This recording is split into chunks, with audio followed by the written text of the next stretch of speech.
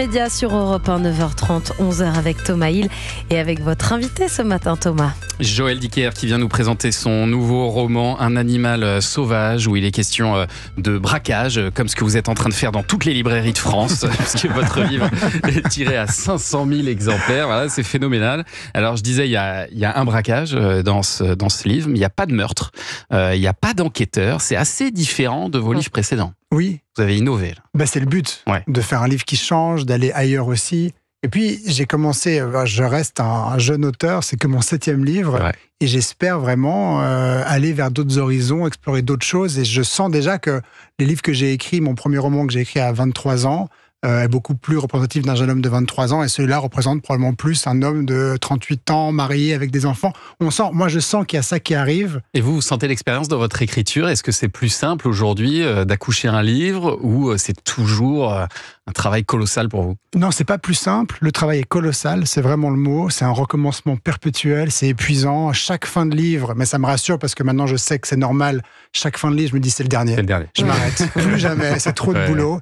Et puis, tout d'un coup, je me dis, encore une petite idée comme ça. Non, mais c'est vrai que l'expérience, en tout cas, elle me permet à moi de mieux comprendre, de mieux faire référence à mon instinct. Et cet instinct, ce truc qu'on a tous et qui fait que les tortues de mer, elles reviennent là où elles sont nées au bout de 20 ans, et que nous, on a aussi, mais on ne sait pas quoi en faire parce qu'on a nos parents et nos profs qui nous disent « Non, fais pas ça, ça c'est pas un métier, etc. » Donc ça, cet instinct, j'ai réussi, en tout cas pour l'écriture, à me rendre compte, à lui faire confiance, et je me rends compte quand j'écris que j'arrive beaucoup plus immédiatement à me rendre compte si une direction est bonne, si quelque chose marche ou si ça marche pas. Et parfois, vous lâchez des bouquins.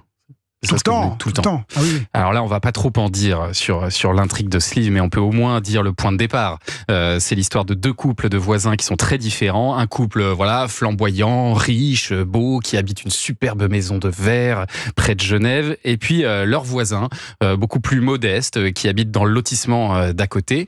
Et alors l'homme de ce second couple, Greg, il va totalement flasher et fantasmer sur sa voisine, au point de se mettre à l'espionner. C'est ça. Oui. Tous les jours, il va l'espionner. Oui. Greg, c'est un flic, c'est un super flic d'élite, qui bosse super bien, qui est un bon père. Tout va bien dans sa vie, jusqu'au jour où il rencontre cette voisine. Il est complètement obsédé par elle, il est fasciné par elle. Au début, il la trouve belle, puis il se rend compte qu'elle le fascine. Et puis un jour, il se rend compte qu'en promenant son chien, il peut avoir accès. Il voit depuis la forêt la maison dans laquelle elle vit avec son mari, une grande maison de verre, et donc il voit absolument tout, et il se met à aller voir ce qui se passe. Et il la Il va regarde, chercher ses jumelles. et la fascination tourne à l'obsession. Voilà. Et alors, ce qu'on va découvrir petit à petit, c'est que ces 4 personnages ont tous des secrets et que les apparences sont trompeuses. Oui. Voilà. Les apparences sont trompeuses. Les apparences, évidemment, celles qu'on envoie, celles qu'on montre, cette image de nous qu'on construit volontairement. Et puis, et surtout, dans ce livre, les apparences, celles qu'on construit pour les autres. C'est-à-dire, quand on projette sur les autres, quand on imagine qui ils sont, on imagine leur vie, ça raconte pas quelque chose de ces autres, mais ça raconte quelque chose de nous. Cette projection, elle raconte nos fantasmes, nos envies, elle nous parle à nous. Il y a quelque chose sur les préjugés aussi. Quand on voit quelqu'un, on est persuadé qu'il est comme ci, comme ça, de par ce qu'il renvoie physiquement, Oui. et dans la façon dont il est habillé, comment il va parler, dans quelle maison il vit. Mais les préjugés, c'est très important. Les préjugés, c'est pas quelque chose de mauvais ou de mal. Le préjugé, c'est la première rencontre, c'est la première image, c'est la première fixation de quelqu'un. On rencontre quelqu'un et on fait une image immédiate. Quelqu'un que vous rencontrez et qui vous bouscule un peu ou qui vous accueille mal, vous rencontrez pour la première fois et qui est pas sympathique, et vous dites, celui-là, c'est vraiment un sale type, je l'aime pas du tout. Ce qui est intéressant, elle est importante, cette image, elle est très importante. Pourquoi ? Parce que ensuite, vous allez le rencontrer, vous allez le revoir, vous allez dire, mais en fait, il est pas du tout comme ça. Et peut-être que la raison pour laquelle il n'était pas sympathique le premier jour, c'est parce qu'il avait un enfant malade ou un souci, etc. Et là, la construction de la personne se fait. Donc les préjugés, c'est primordial. Et alors là, comme toujours, Joël Dicker, vous jouez avec le temps dans votre roman. Il y a ce compte à rebours qui commence 20 jours avant le braquage. Vous faites d'innombrables allers-retours dans le temps. Vous n'avez pas peur d'ailleurs parfois de perdre un peu le lecteur? J'imagine que c'est une question que vous vous posez en permanence. Non, pas le lecteur, parce que j'ai pas une obsession des lecteurs. J'ai d'ailleurs la chance d'avoir un lectorat tellement large dans le monde entier, avec des lecteurs de 11 à 90 ans, des lecteurs qui lisent un livre par jour ou des lecteurs qui lisent un livre par an. Et donc, j'ai pas une obsession du lecteur parce que je peux pas me raccrocher à un lecteur. Vous pensez pas à eux en écrivant? Non, pas du tout. J'arrive pas, et heureusement, je pense déjà à la page, à mon livre, à me dire, est-ce que je vais arriver à aller au bout de ce chapitre? J'ai pas de plan.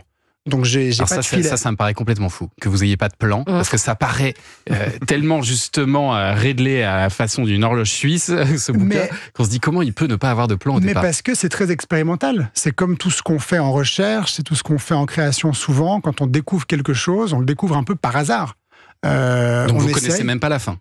Je connais pas du tout la fin, surtout pas. Mais je me dis que si je connaissais la fin, pourquoi est-ce que j'aurais envie de savoir ce qui se passe avant? Mais il y a tellement de rebondissements dans vos livres, comment vous faites pour vous en sortir? Justement, ils viennent parce que j'ai écrit, tout d'un coup, je me dis, ah, mais c'est ça, c'est lui, c'est vous revenez en arrière. Mais je me surprends. Et ce sentiment-là, il est hyper important. Et puis surtout, quand j'ai la chance d'avoir autant de gens qui me lisent, qui attendent mon prochain livre, pour moi, la meilleure façon de me protéger de ça et de me protéger de la facilité de faire un livre pour faire un livre, c'est de faire un livre parce que je le veux vraiment. Et quand vous n'avez pas de plan, si vous avancez dedans, quand vous vous levez à 4h du matin tous les jours ou presque pendant 2 ans pour écrire votre livre, c'est que vous avez vraiment envie de ce livre, mais pour vous avant tout. Ça s'appelle Un animal sauvage et je vous garantis que vous allez être saisi dès la première page. On ne le lâche pas, ce bouquin de Joël Dicker. C'est aux éditions Rosy & Wolf et c'est disponible partout, évidemment.